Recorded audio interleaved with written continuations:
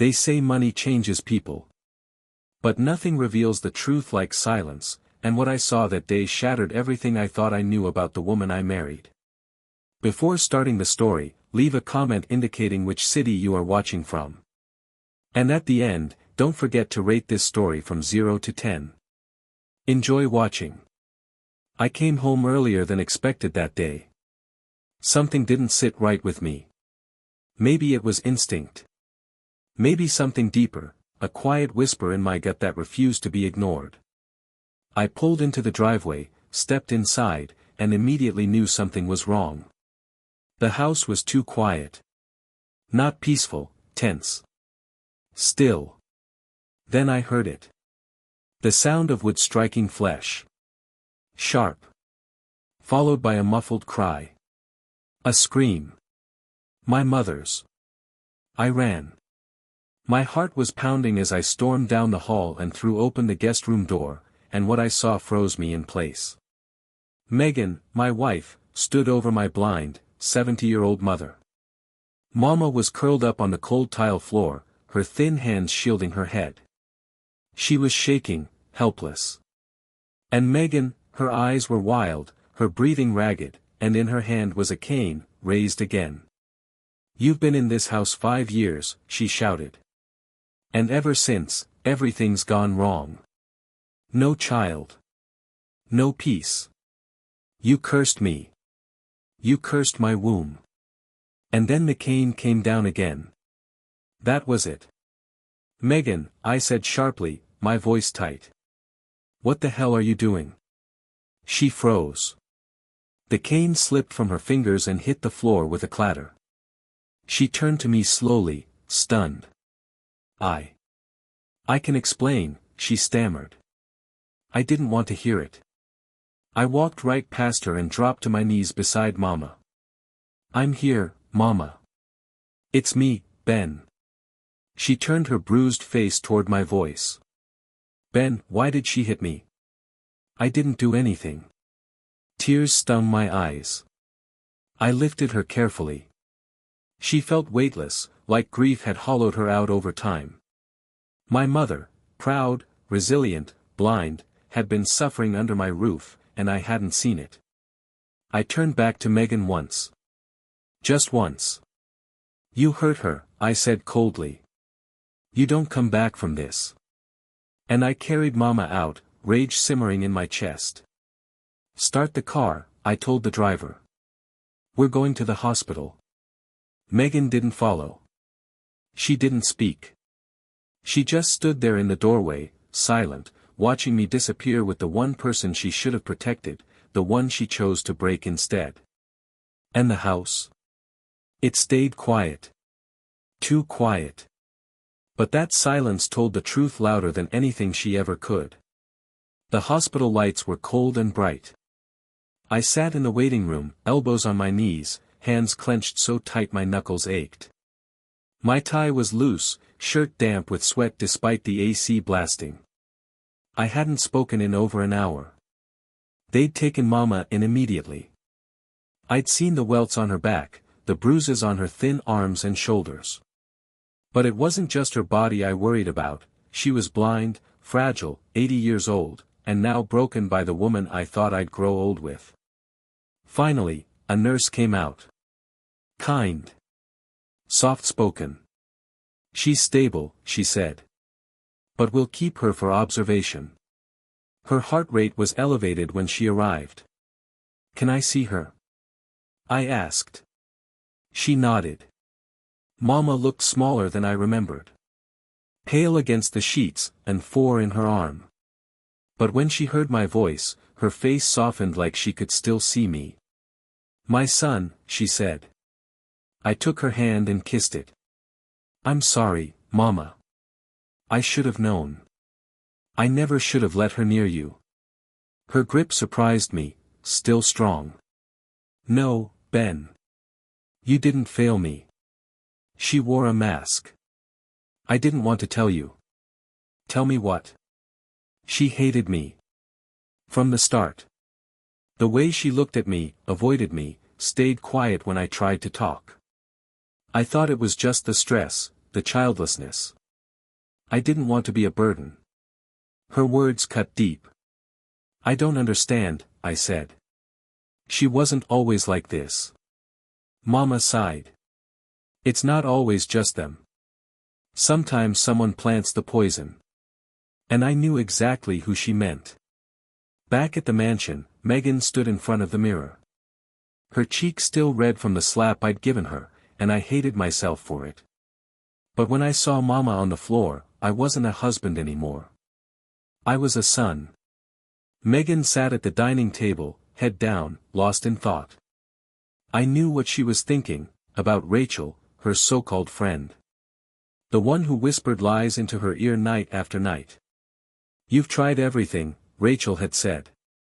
Doctors, herbs, fasting. Still no baby. But your husband's blind old mother. Still healthy. Still smiling. That's not normal. Rachel told her Mama was a witch. A curse. And Megan believed her. That's what stung most. Not her rage. Not even the violence. But that she trusted someone else's voice over mine. I didn't come home for 2 days. I stayed at the hospital, sleeping beside Mama's bed. On the second night, she sat up, her voice steadier. Ben, she said. You need to make a decision. I frowned. I don't want to be the reason your marriage ends, she said. But I also won't stay in a house where I'm hated. It's not your fault. Sometimes people get lost when they listen to the wrong voice. That night, I made my choice. When I returned, Megan was waiting at the top of the stairs, makeup on, smile soft, trying to look like nothing had happened. How's Mama? She asked. She's stable. She'll be discharged tomorrow. That's good. Pause. I want a divorce. Her face crumbled. Ben, please. I was confused. Rachel, she got in my head. I'll go to therapy. I'll do anything. You beat my blind mother with a cane, I said. You broke every promise we made. You didn't come to me. You listened to someone else. I was desperate. No, I said. This wasn't desperation. This was cruelty. She dropped to her knees, sobbing. I didn't mean to. But some lines can't be uncrossed. I walked upstairs as she called my name from the floor below. I didn't turn back. Because 2 days later, the whole world would know what happened. And she'd find out the hard way. I wasn't coming back. Mama came home on a Wednesday. Before she returned, I had the entire guest wing redone, new floors, fresh paint, a softer bed, handrails in the bathroom. Everything she needed to feel safe. To erase what had happened. But the real damage wasn't in the walls. It was in me. I stood at the edge of the driveway as the nurse helped her from the car. She moved slowly, her cane tapping softly with each step. When her hand found mine, I gripped it gently. It's good to be home, she said. I missed the sun. I just kissed her forehead, fighting the lump in my throat. Megan had moved out the day before. No goodbye. I didn't expect one. We'd been like ghosts living under the same roof for months, long before the cane ever touched Mama's back. Her clothes were gone. Her scent. But her damage remained. Lingering like smoke. I told the staff not to mention her name around Mama. She didn't need the extra weight. But the media? The media didn't care. It started small. A blurry photo of me pacing outside the ER. Then another leak, silent security footage of Megan dragging Mama by the wrist. No sound, just movement. But that was enough. The headlines exploded. Millionaire's mother abused by wife in domestic scandal. CEO Ben Marshall's nightmare behind closed doors. Paparazzi camped at my gates. Drones hovered above the balcony. A few even tried bribing my staff. I could have shut it down. Paid lawyers. Scrubbed the internet clean. But part of me didn't want to. Because people needed to see the quiet kind of abuse, the kind that doesn't leave broken bones, but leaves dignity in pieces. Mama didn't talk about it much. But one evening on the patio, with jasmine in the air and dusk falling around us, she turned her face to the sky. "Ben," she asked, "what did I do wrong?" My heart ached. "What do you mean? Why did she hate me?" I reached for her hand. "Mama, it wasn't you. I prayed for her," she said softly. Even when I felt her coldness. I prayed for peace. I squeezed her hand. Some people don't want peace. They want control. And when they don't get it, they find someone to blame. She nodded. "But you're not broken by this, are you?" I stared toward the horizon. "I don't know." She smiled faintly. "Then heal. For both of us." That night, I sat in my study. Poured myself a drink. Opened an old journal. The first time in months I'd written anything that wasn't about business. I wrote about Mama. How she hummed gospel songs while folding laundry. How she lost her sight but never her wisdom. Her voice. Her grace. Then I wrote about Megan. Not the woman from the headlines, but the one I'd once loved. The woman who laughed so hard at my joke she snorted wine in an art gallery downtown. The woman who, once, made me feel seen. I didn't write to excuse her. I wrote to forgive myself for loving her. 2 days later, I got a call. A woman named Vanessa. Her voice was crisp and professional. "Mr. Marshall, I'm representing your wife in the divorce." "She's not my wife," I said. "Not anymore. She's requesting no settlement. No property. She just wants to sign and disappear." "Good," I said. "Let her." Before hanging up, Vanessa added, "She asked me to give you a message." I stayed silent. She said, "Tell Ben I understand now." I didn't answer. I just ended the call and stared at the ceiling. Because some words, they just come too late. 3 weeks passed. The media moved on, thankfully. A celebrity divorce and a yacht fire gave them a new distraction. But inside my home, the silence still screamed. Mama was healing. Her bruises faded, her step steadier. Every morning, she walked to the garden. I'd had the landscapers build her a path, white pebbles, gentle rails, leading to her favorite bench under the magnolia tree. Sometimes I watched her from my upstairs window. Lips moving in quiet prayer. I knew she was praying for me. I hadn't been the same since I saw her on that floor. Since I realized how deep love can rot, and how blind I'd been.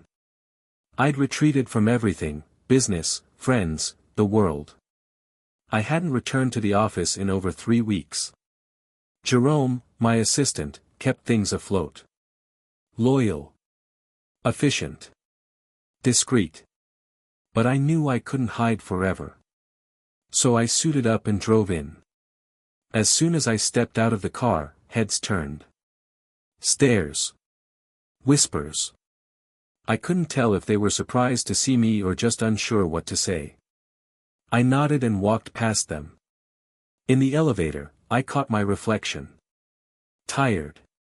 Heavier. But still here. When I stepped into the boardroom, my team rose. Awkward silence. Jerome finally broke it. "Welcome back, sir." I gave him a nod. I didn't die. Just had to remember what matters. A few chuckles. The tension cracked. We dove into business, projections, margins, supply chains. It felt distant. Clinical. But comforting. And still, something tugged at me the entire time. When I got home that evening, I found out why. A woman waited by the gate. Blue dress. White sandals. Braided hair streaked with silver. She looked older, tired, but familiar. She didn't flinch when I approached. The guard stepped forward. "Sir, she says her name is Rachel." My stomach turned. Rachel, Megan's friend. The one who planted poison in her mind. The one who called my mother a witch. She stood quietly. "I just want 5 minutes. Please." I said nothing. We stood beneath the porch light, silent except for crickets in the grass. Eventually, I nodded. She followed me to the steps. I didn't invite her inside. "Say what you came to say." Rachel looked down, then met my eyes. "I came to apologize." I didn't respond. "I lost my mother last year," she said. "Cancer." I was angry at the world. At women who still had their mothers. Megan was hurting, and I fed that pain. I made her believe things I knew weren't true. She swallowed. "I told her your mother was cursed. That she was the reason nothing was working. And she believed me. But I knew better. I did. And I'm sorry." Still, I said nothing. She reached into her purse and handed me an envelope. "This is for your mother. A letter. She doesn't have to read it. But I needed to say it." I took it. She turned and walked down the drive. I stood there, watching her disappear. I didn't know if I felt peace, or just the ghost of it. Later that night, I joined Mama on the bench under the magnolia tree. I handed her the envelope. She ran her fingers over it slowly. "She came here?" she asked. She did. She was quiet for a while. Then, softly, she smiled. "Forgiveness," she whispered. "It's the only power worth keeping." I didn't ask if she read the letter. I just stayed beside her. Under the stars. Until the night folded over both of us like a blanket of silence and grace. A week after Rachel left the letter, I found something of my own. It was a quiet Sunday. Mama was resting, the staff had the day off, and I wandered up to the attic, a place I usually avoided. The air was thick with dust and memory. Boxes, old chairs, cracked mirrors. Then I saw it, a leather suitcase with my father's initials, BM. I hadn't touched it since we buried him 10 years ago. My father was a proud man. Hard. Distant. We fought often. He never said much, but I think he wanted the best for me, he just didn't know how to show it. I sat on the floor and opened the case. Inside were receipts, a rusted watch, old cufflinks, and at the very bottom, a thick envelope with my full name. Benjamin Elijah Marshall, Jr. His handwriting. I stared at it for a long time. Then I broke the seal. Inside was a letter. And what it said would change everything. "Son. If you're reading this, I'm gone. There's something I never told you, something I didn't have the courage to say in life. Before your mother, there was Cecilia. A woman I loved deeply. We had a son, your half-brother. His name is Elijah. I failed them, Ben. I hid them in the shadows because I was afraid, of judgment, of hurting your mother, of you hating me. But Elijah is your blood. If he ever finds you, don't turn him away. He didn't ask for the burden I gave him. Neither did you. Be the man I wasn't. Your father. Ben Sr. I read it again. Then again. A brother? I sat in the attic for hours, stunned. That night, I showed Mama the letter. She didn't flinch. "I knew about Cecilia," she said quietly. "Eventually. We always know. I met the boy once. Your father brought him by when you were away. Said he needed school fees. I never told you because I thought he'd never come." I looked at the letter again. "He might now." She nodded. "Then be ready." 3 days later, he did. It was a cloudy Wednesday. The guard called me. "Sir, there's a man here. Says his name is Elijah. Says he's your brother." I told him to let him in. I met him at the steps. We didn't shake hands. We just looked at each other, same build, same eyes, same silence. "You're real," I said. He nodded. "So are you." He handed me a photo. A woman with soft eyes, arms wrapped around a little boy. "Cecilia," I whispered. "My mother," he said. "She passed 2 years ago. Left your father's letter in a box. Said if I wanted the truth, I'd find it with you." I nodded slowly. My throat was tight. "Come in," I said. And for the first time in a long while, my voice didn't shake. Elijah sat at the dining table like he didn't know if he was welcome or intruding. I poured him a glass of water. He didn't touch it. His eyes moved around the room, not with envy, but quiet calculation. Like he was measuring the weight of a life he'd never had. "This place," he said. "It's like something out of a movie." I gave a small smile. "It's not always as pretty as it looks." He nodded. "Yeah. The media made sure of that." I tensed, but he added, "I'm not here to judge. Just, to understand." We sat in silence. Mama was upstairs. I hadn't told her Elijah was here yet. I needed to see who he really was, not the idea of him, but the man. "You know," he said, tapping the glass, "my mom used to tell me I had a brother out there. She never said your name. Just said you were born into the light, and I came through the storm." He chuckled. I didn't get it until later. "Did she hate our father?" I asked.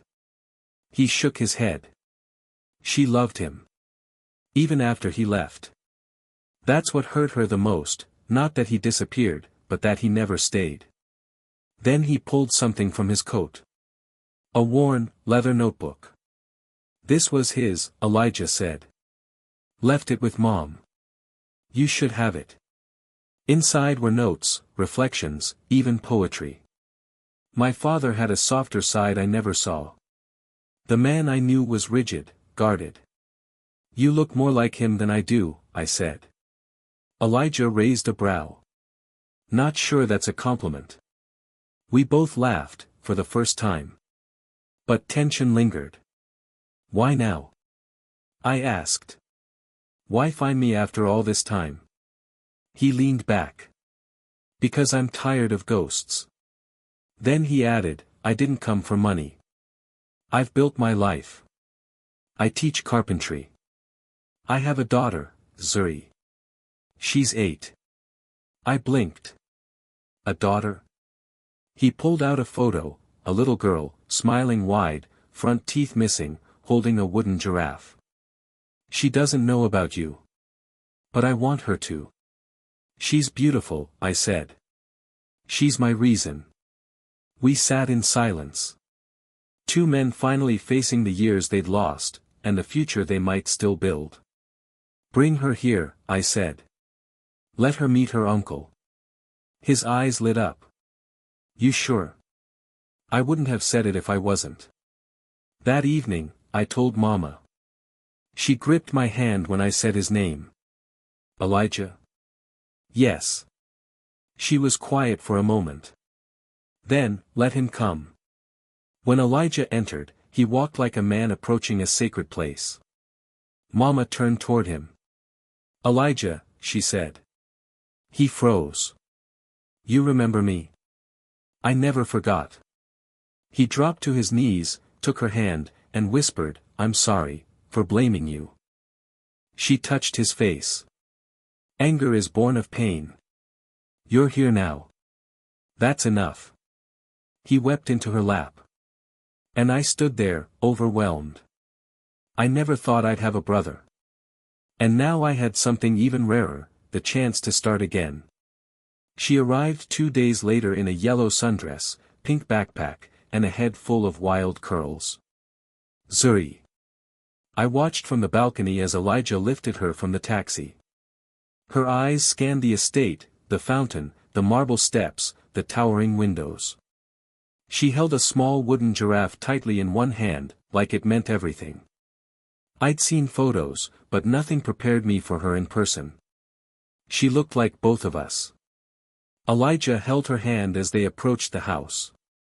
When I opened the door, she stopped just short of the welcome mat. "You're the uncle?" she asked. "I guess I am," I replied, smiling. She studied me for a beat. Then, satisfied, walked right in like she owned the place. "This house smells like strawberries and money," she announced. Elijah groaned. "Zuri." I laughed, really laughed. "She's got honesty. I like that." Mama was waiting in the living room. She wore a fresh blue dress, hair braided tight. The nurses said to rest, but she insisted, said a lady meets her granddaughter looking her best, blind or not. When Zuri entered, Mama turned toward the sound of her steps. "Come closer, baby," she said. Zuri reached out her small hand. Mama caught it gently, holding it like something sacred. "You have soft hands," Zuri whispered. "Are you really blind?" "Yes, child. But I see with my heart." Zuri paused. "Is that magic?" "In a way," Mama smiled. I stood in the doorway, watching 3 generations of my family in one room. And something inside me finally eased. Later, I took Zuri out to the garden. She ran barefoot through the grass, chasing butterflies, naming flowers with wild imagination. "This one's Princess Petal. That one's Sir Thorns-a-lot." I followed her lead. At one point, she stopped. "Do you have kids?" The question hit harder than expected. "No," I said. "Not yet." "Why not?"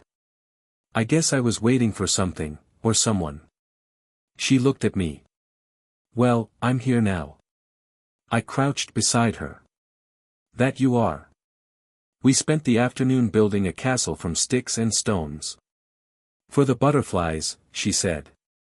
When the sun dipped low, I walked her inside. Elijah was near the kitchen, helping Mama with her tea. He looked up and nodded. That night, after Zuri was asleep, Elijah and I sat on the porch. "Bourbon for me. Malt for him." "She's a force," I said.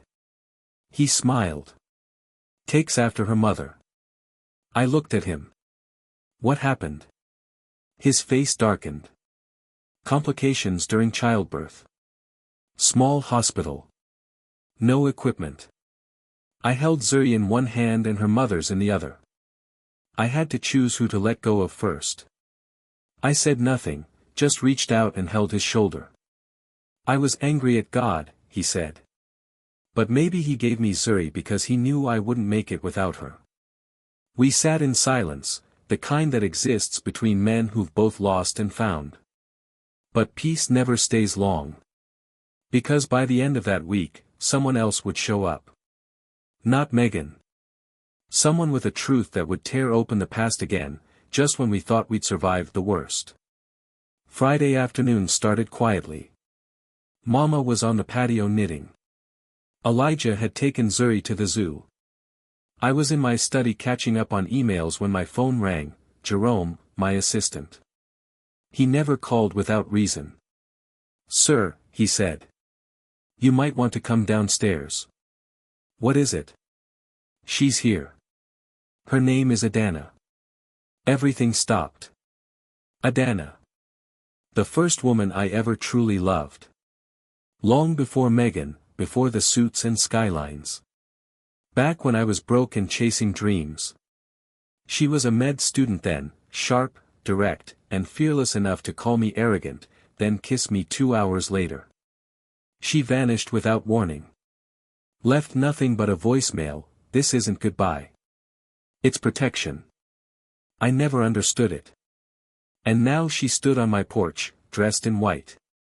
When I stepped outside, she looked the same, just older, wiser, worn. Her hair was cropped, and in her hands, a folder. "Ben," she said. "Adana," I replied. She looked at me with purpose, not anger.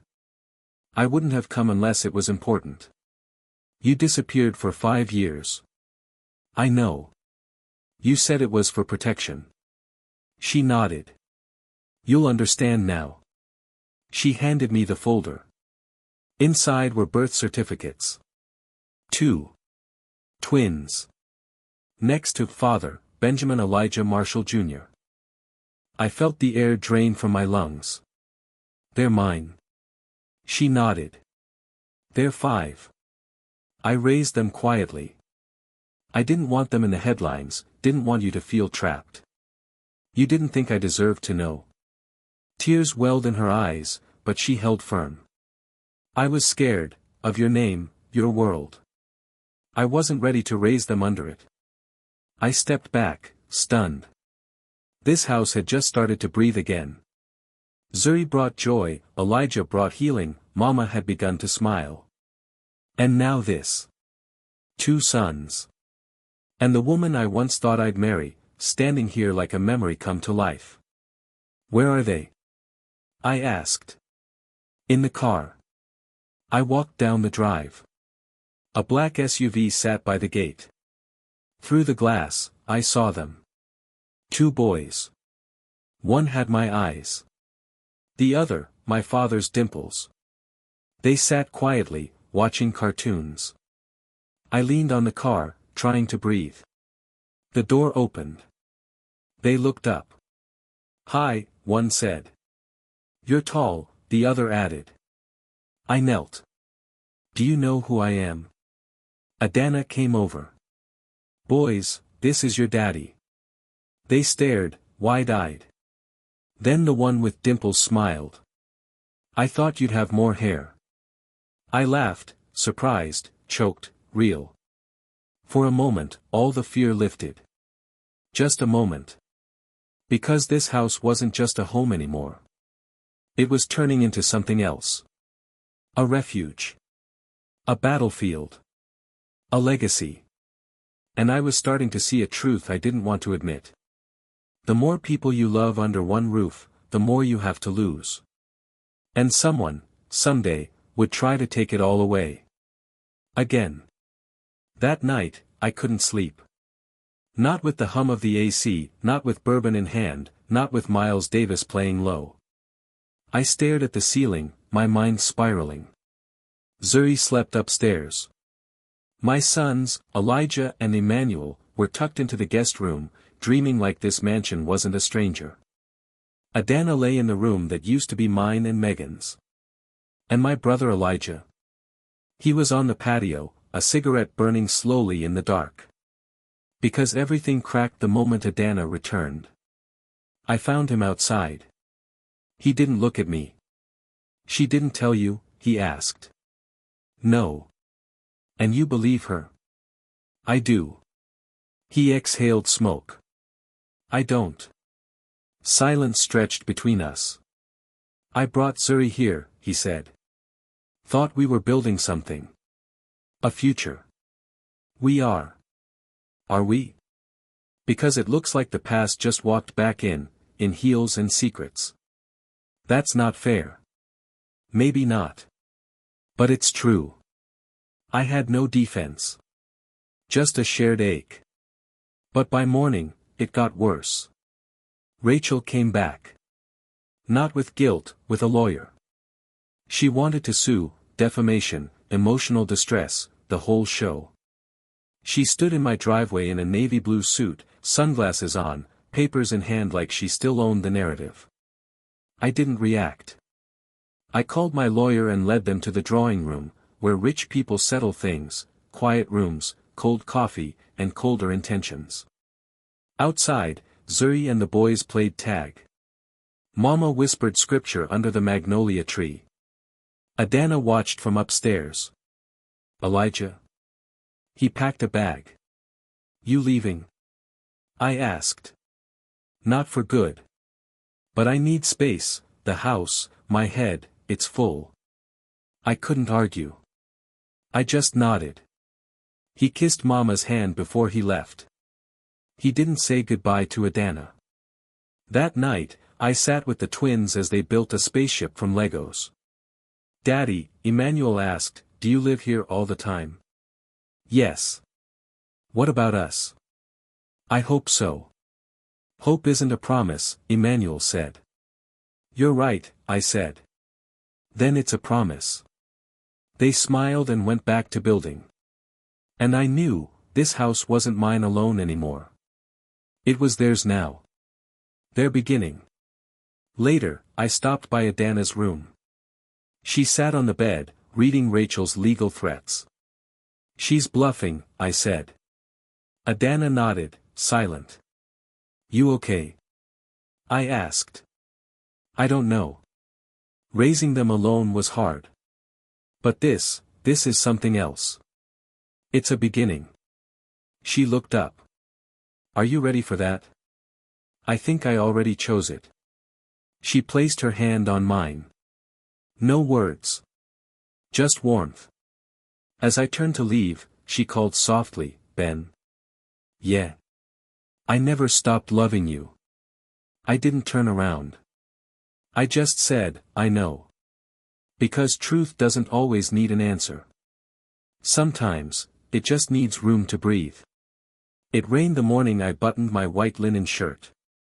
Not the kind that ruins days, the kind that washes things clean. The house was quiet. Not from emptiness, but from peace. The kind that comes after a storm. Mama was humming softly in her room, brushing her hair like she used to when I was a boy. Zuri and the twins argued over pancake sizes in the kitchen. Adana sat on the patio, barefoot, journaling over tea. And Elijah, he was back. No warning. No drama. Just walked in at sunrise and said, "I missed my daughter." "I missed you too." Now we were all here. Not perfect. But present. That morning, I made a choice. I called everyone to the formal room, Mama, Elijah, Adana, the kids, even the staff. "I'm stepping down," I said. Elijah looked surprised. "From the company?" I nodded. "I'll keep my shares. But I'm done being CEO. I've spent enough time building power. It's time to build something better." Silence followed. Then Mama smiled. "It's time. I want to start a foundation," I said. "A legacy fund for young black kids who don't get second chances. We'll name it after my father, and Zuri's mother." Adana teared up. Elijah hugged me. No words, just understanding. Later, we walked the land together. I showed them where I'd build the community center, the school, the clinic. A garden for Mama to run. Zuri took my hand. "Will we live here forever?" I smiled. Maybe not forever. But long enough to make forever feel jealous. The twins ran ahead, laughter echoing behind them. That night, I sat under the stars with Mama. We didn't talk much. We didn't have to. She reached for my hand. "You found your way back," she said. "I was never lost," I replied. "Just quiet." She smiled. "And now?" "Now," I said, "I write the next chapter."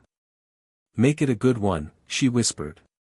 1 year later, the first brick of the Marshall Cecilia Youth Center was laid. Elijah and I stood in hard hats, holding hands with our children. Adana cut the ribbon. Mama led the prayer. Cameras flashed. Reporters circled. But none of that mattered. What mattered was this. A man, broken and rebuilt. A family, fractured and restored. A house once filled with silence, now echoing with music and laughter. And a legacy no longer rooted in wealth or power. But in love, healing, and the people we choose to fight for. Always.